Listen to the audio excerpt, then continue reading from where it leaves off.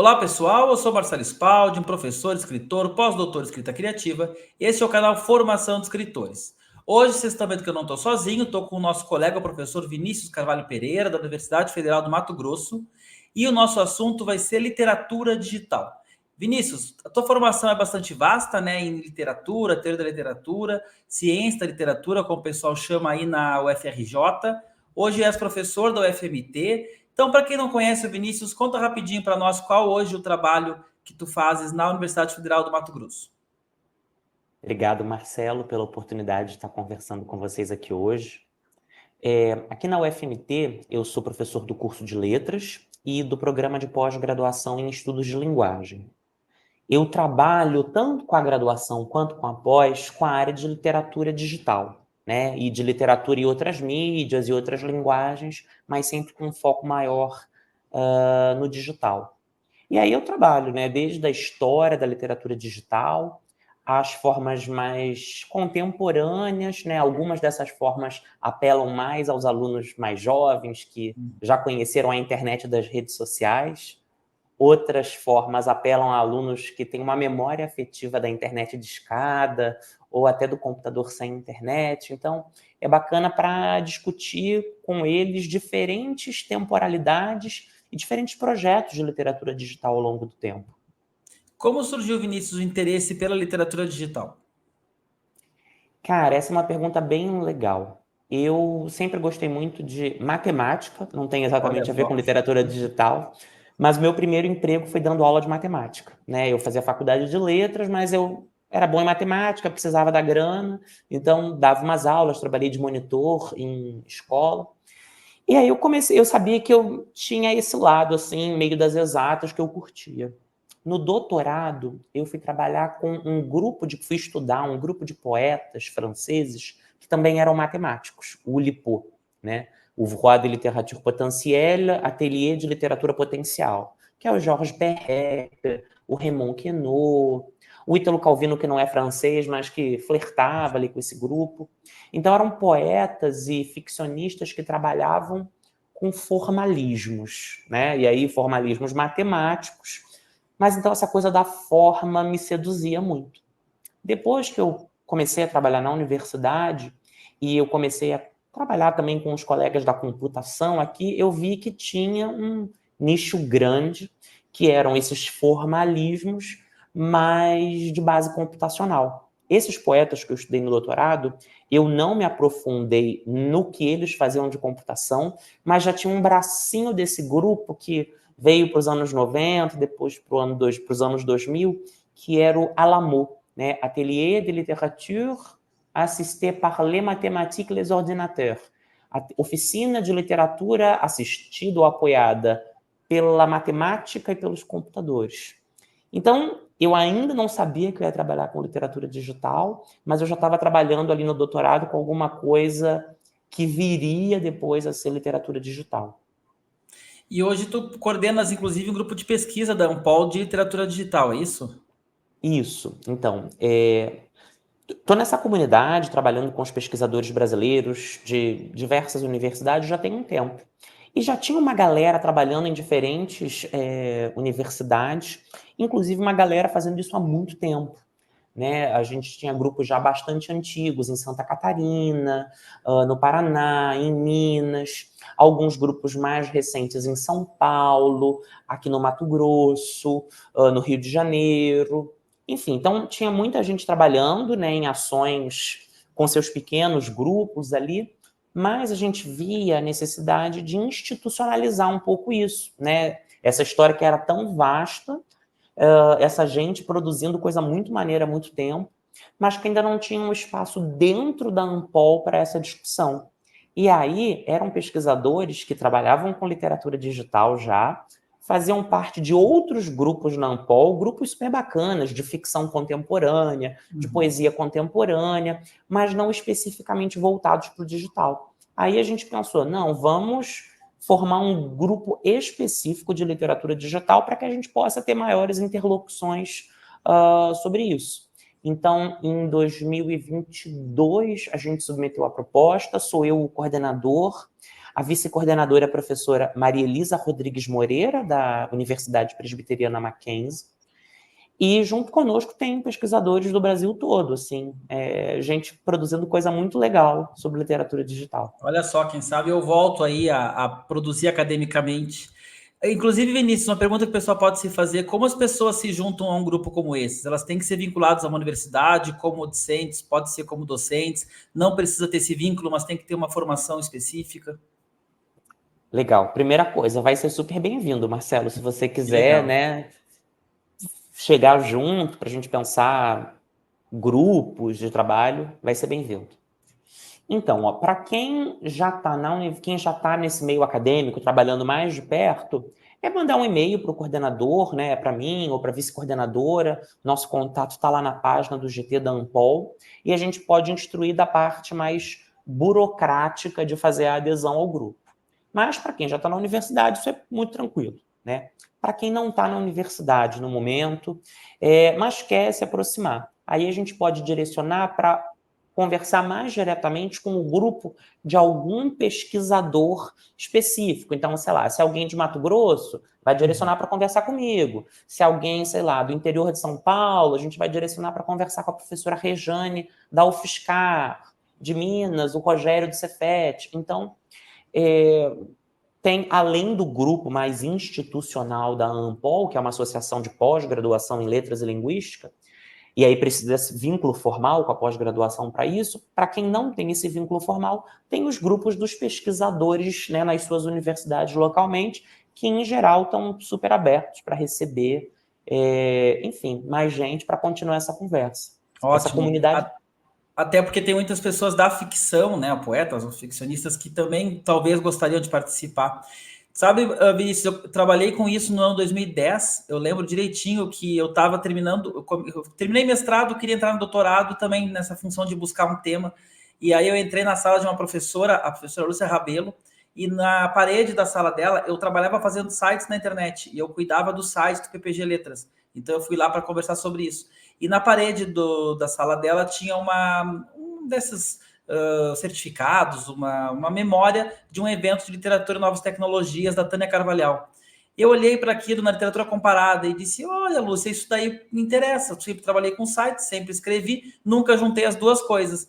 E ela disse: pronto, faz o projeto que eu te oriento. E de fato eu acabei entrando no doutorado em 2009, se eu não me engano, 2008.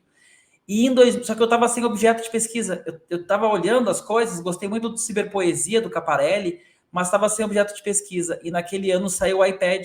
E o iPad, com ele, trouxe ali alguns aplicativos que eram livros interativos e tal, e o meu projeto foi sobre aquilo. E aí, acabou que o mercado andou para outro lado, né? Os e-books viraram sinônimo de livro na Amazon. Na minha opinião, nem é livro digital, é livro digitalizado. A pessoa que acompanha aqui o site já conhece essa terminologia. Mas o que eu queria te perguntar é que uma das coisas que na época o Humberto Eco já dizia lá no Não Contem com o fim do livro, e me parece que se comprovou, é a dificuldade de arquivamento dessa produção. Porque tanto o meu objeto de doutorado, que foi o Alice para iPad, quanto o projeto da Ana Gruzinski com Caparelli, que é o Ciberpoesia, eles hoje não existem mais.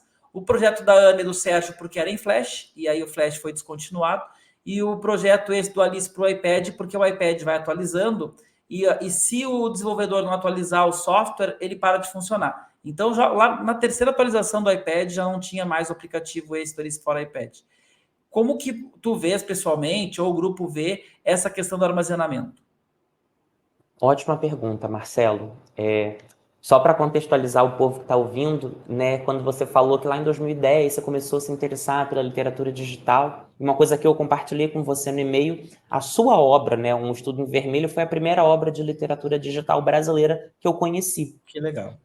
Eu sou professor de inglês aqui na UFMT, então eu tinha mais contato, né, de literaturas da língua inglesa, mas eu tinha mais contato com as literaturas de língua inglesa, conhecer essa literatura digital de fora. Então, conhecer Um Estudo em Vermelho e outros projetos em Flash, você comentou alguns, né, o do Caparelli, outros que infelizmente desapareceram. Mauro Paz, Sabine Mesquita, sempre legal citar os precursores. Sim, e isso faz parte da história da literatura digital brasileira de maneira muito intensa. E um desafio para estudar a história da literatura digital, no Brasil ou fora, tem a ver com isso que você falou agora do arquivamento e da obsolescência programada, né? Essas tecnologias digitais no tecnocapitalismo, elas são programadas para pararem de funcionar depois de X tempo, a menos que tenha uma atualização, a menos que você compre um outro pacote, etc. e tal. E isso vai tornando muitas dessas obras indisponíveis. Então, o fim do Flash, por exemplo, quando ele parou de funcionar, foi para a literatura digital do Brasil uma queima, um incêndio da Biblioteca de Alexandria. Se perdeu muita coisa ali. E um desafio para os pesquisadores é como que a gente constrói uma memória disso, né? Tanto para que os leitores possam, se não ler a obra na íntegra, pelo menos conhecer sobre ela, mas também para outros pesquisadores, né? Quando eu tenho que fazer um artigo, quero pesquisar alguma coisa da literatura digital dos anos 90, já é um desafio muito grande, né? Porque muitas dessas coisas ou são em softwares que não rodam mais, ou são em mídias que você tem que ter, sei lá, um leitor de disquete, um leitor de CD, um leitor de DVD, coisa que as nossas máquinas não têm mais, ou um iPad antigo, porque os novos tablets já não funcionam. coisas mais antigas. Mas então, por conta disso, tem muitos projetos de pesquisa hoje, tanto no Brasil quanto fora, dedicados ao arquivamento e a essa memória da literatura digital. No Brasil, o maior deles hoje é o Atlas da Literatura Digital Brasileira, né, que é um projeto coordenado pela professora Rejane Rocha, da UFSCar. E o Atlas, ele tem uma memória muito grande da literatura digital do Brasil, principalmente de primeira e segunda geração. São obras de primeira, que a gente chama, são obras anteriores à internet. De segunda geração são obras feitas em interfaces que o próprio artista cria, né? Então, ou que exigem um conhecimento maior de código. Sei lá, um estudo em vermelho seria uma obra de segunda geração, o seu mini contos coloridos também seria uma obra de segunda geração. E eu fiz aqui em Mato Grosso, né, coordenei um projeto de literatura digital de terceira geração, que é a literatura digital das redes sociais. No Instagram, Facebook, TikTok, Twitter. Criei o acervo de literatura digital mato-grossense, que é focado aqui no estado de Mato Grosso. Aí, por que eu fiz com esse enfoque? Primeiro, o financiamento que eu recebi é da nossa Fundação de Apoio à Pesquisa do Estado, então, financiamento do Estado para subsidiar uma política cultural do Estado e tal, mas também pelo tamanho dessa produção. Que imagina, a produção, sei lá, quanto tempo você levou para fazer um mini contos coloridos? Não sei. Ou um estudo em vermelho, mas você não fez em 5 minutos, você fez em dias, semanas, não sei. Agora, essas obras de rede social, o cara publica, sei lá, 5 Insta-poemas no mesmo dia. Então, isso ganha uma escala muito maior. E aí eu fiz um arquivo só de Mato Grosso, mas também é o desafio de documentando isso, porque depois essa conta fecha, o Zuckerberg um dia resolve fechar o Instagram, o outro que não quer mais quer apagar aquela publicação que não teve uma repercussão tão boa. Então, é uma literatura que ela está sempre sujeita ao risco do desaparecimento. Ótimo. Tu chamas, Vinícius, de projeto de literatura digital um perfil de Instagram que publica poemas em imagens, por exemplo? Isso já se enquadraria nessa categoria, na tua opinião? Então, essa é uma questão super interessante, Marcelo, porque ela vai para qualquer definição de literatura digital, né?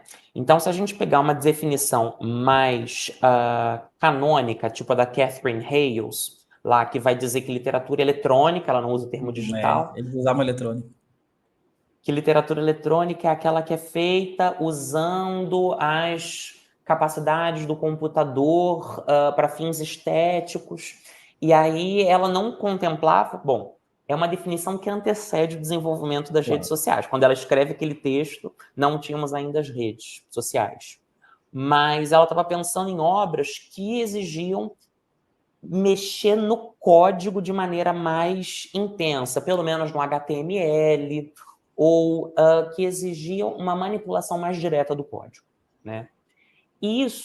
Essa definição, ela vige com muita força nos Estados Unidos, na Europa, no Canadá, mas na América Latina a gente tem trabalhado, né, nos últimos anos com uma definição um pouco mais ampla de literatura digital para prever os projetos low-tech, né? Porque também tem uma questão, aí a gente está pensando numa literatura digital feita na periferia do tecnocapitalismo, né? Então, os recursos que estão disponíveis, financeiros, tecnológicos, ou até de formação para uso de mídias nos Estados Unidos, na Europa, não são os mesmos em muitos lugares do Brasil, da América Latina. Então, tem a Carolina Gainza, que é uma pesquisadora chilena, que ela vai dizer que tem dois tipos de literatura digital. Essa que exige a operação mais direta lá no código, mas que existe um outro tipo, que o Leonardo Flores vai dizer que é a terceira geração de literatura digital e que é a que cresce mais hoje, que é feita usando essas ferramentas do tipo rede social em que você não mexe no código, você só aperta botão. Eu quero esse filtro, eu quero esse tempo no story, eu quero que esse sticker apareça. E no caso do Instagram, por exemplo, são em larga medida as obras feitas, diagramadas no Canva, e aí postadas no Instagram como imagem, e que vão, se não são feitas usando recursos de programação ou algorítmicos muito intensos, elas são pelo menos compartilhadas conforme essas dinâmicas mais algorítmicas, e o público vai interagindo com elas dessa maneira, né? Tagueando uma pessoa, compartilhando post, subindo para os stories. E o e-book, esse tradicional Amazon, o que tu considerarias esses e-books mesmo, que são textos publicados na Amazon, naquele formato mais linear e tal? Então, se a gente pensar essa definição da Catherine Hayes, que é a definição mais canônica, seria uma literatura digitalizada e não literatura digital, e ela faz essa distinção de maneira muito clara, né? Mas existem alguns e-books da Amazon que eles são escritos como um PDF fechado na minha casa e eu subo, né? Esses talvez sejam mais diretamente literatura digitalizada. Mas a gente tem outros projetos, por exemplo, de obras que começam como fanfics no Wattpad, e ali no Wattpad, né, que é uma rede social, para quem não conhece aí do público, uma rede social de leitores de fanfic, mas de autores de fanfic ali também, e que vai se beneficiar dos recursos algorítmicos dessa plataforma para comentário, para intervenção dos leitores, para filtros de busca e tal. E aí o autor vai escrevendo aquilo no Wattpad, recebendo os comentários do público, vendo, não, esse público quer que eu mate esse personagem, quer que eu case o protagonista com não sei quem. E aí vai desenvolvendo nessa plataforma super interativa, e aí no final, gostaram? Tiro do ar a história, transformo em um PDF e subo para comercializar na Amazon. Então, embora o produto final seja não interativo, seja um PDF fechado, mas de literatura digitalizada, o processo de produção dele nessas plataformas foi um processo digital, interativo, que estaria no que está contemplado nessa literatura digital de terceira geração. Interessante.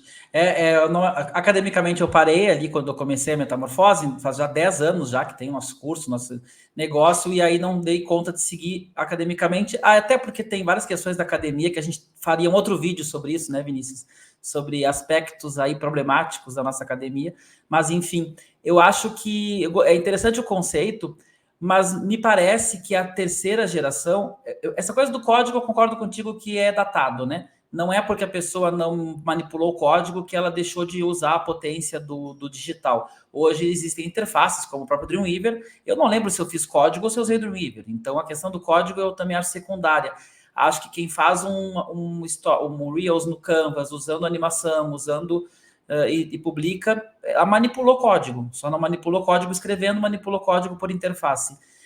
Eu fico um pouco de dúvida se a pessoa faz, por exemplo, uma imagem de uma poesia, publica estática, ou esse e-book, por mais que tenha sido construído com participação do leitor, alguns folhetins da época do Machado também eram, então não sei se isso chega a ser distinção de digital, mas o que eu sempre provoquei muito nessa tese é que o digital tem que usar as potências do digital. Então, por exemplo, acho legal também essa discussão sobre a questão da periferia. Um dos grandes travas de se produzir projetos de literatura digital é o acesso à tecnologia. Eu mesmo, quando tenho ideias, não tenho um programador do meu lado, não sei fazer. Então, às vezes, a gente acaba esbarrando nisso.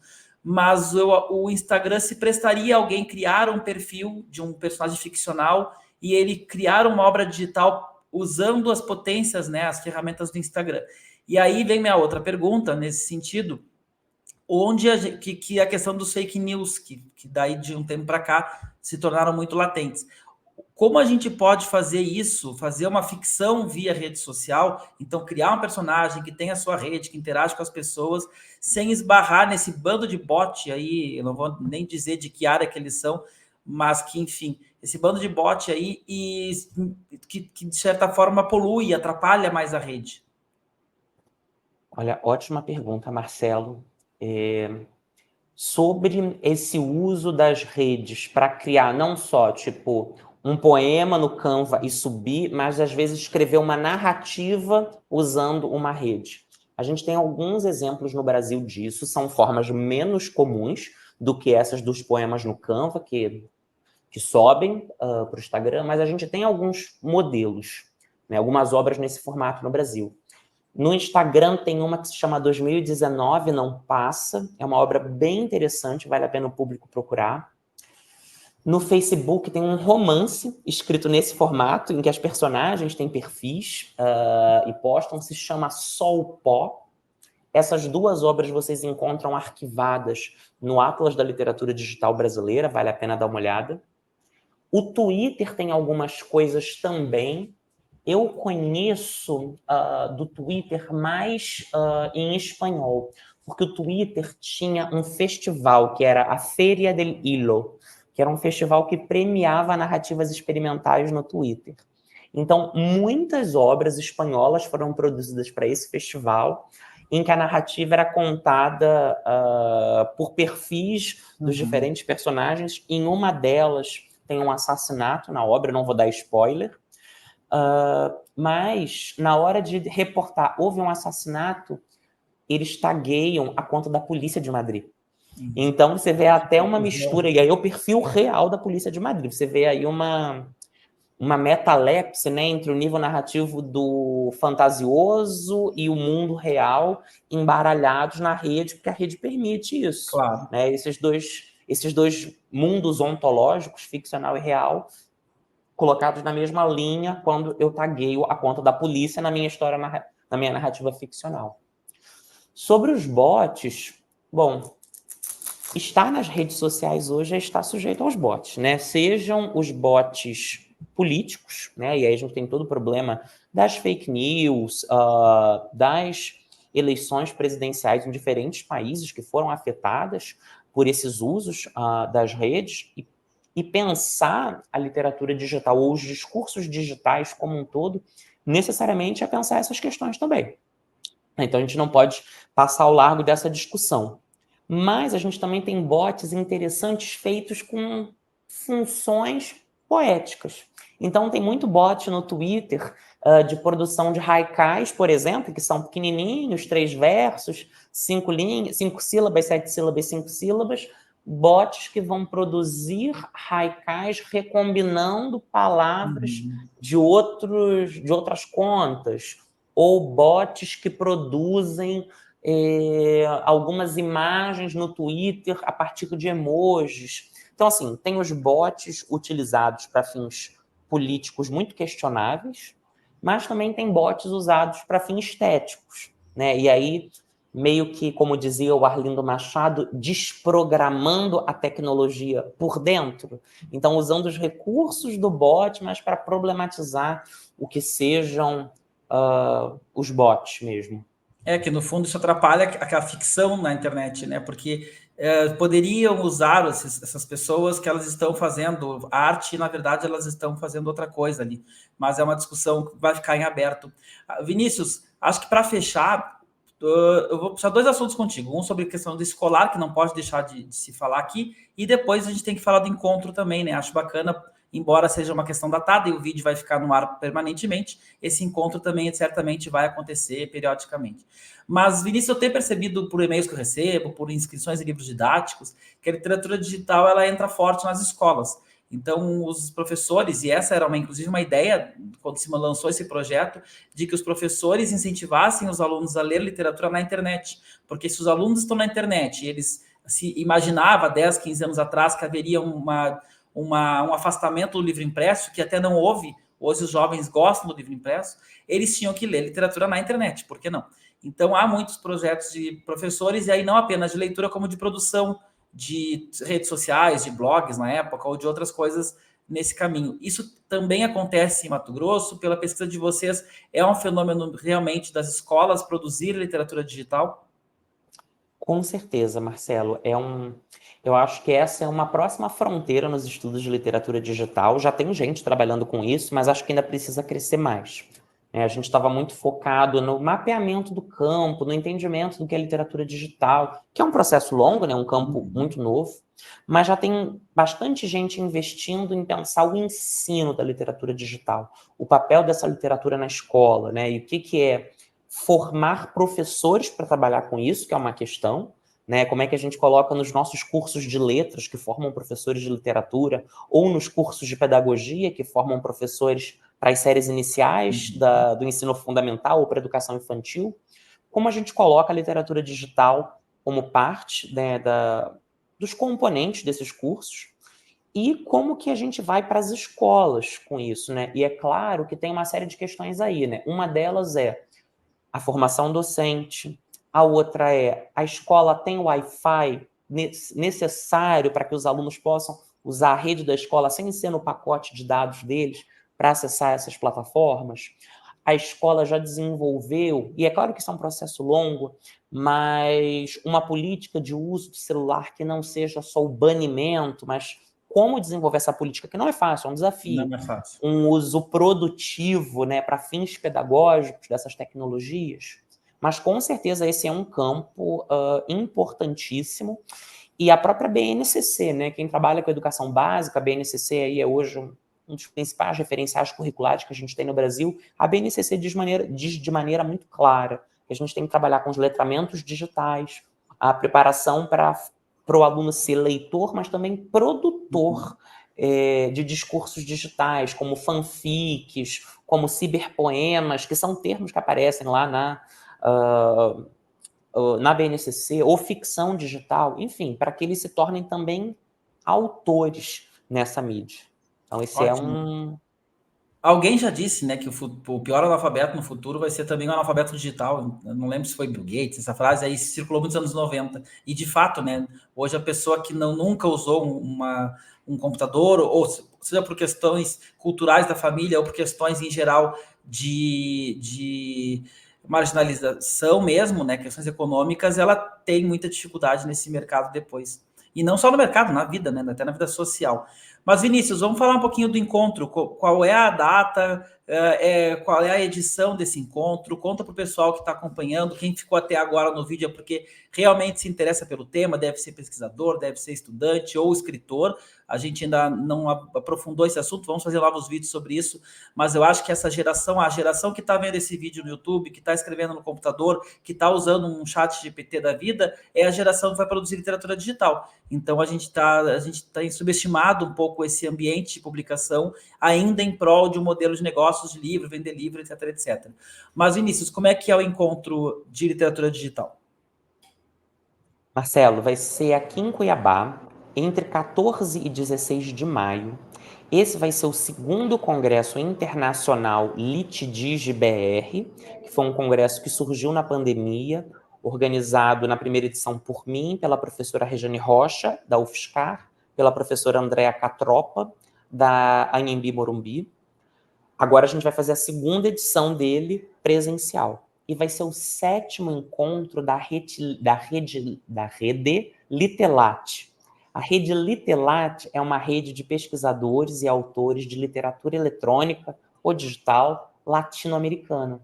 Então, vai ser um evento internacional, ele conta com um fomento da CAPES, que a gente conseguiu, e vai ser um evento com foco tanto para quem é pesquisador, mas também para quem é produtor, mas também para quem é leitor, também para quem é professor de literatura digital. Vai ser em Cuiabá, na UFMT. As inscrições estão abertas até o dia 10 de março.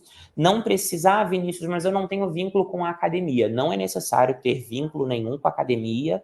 Você pode se inscrever ou como ouvinte, ou para apresentar trabalho.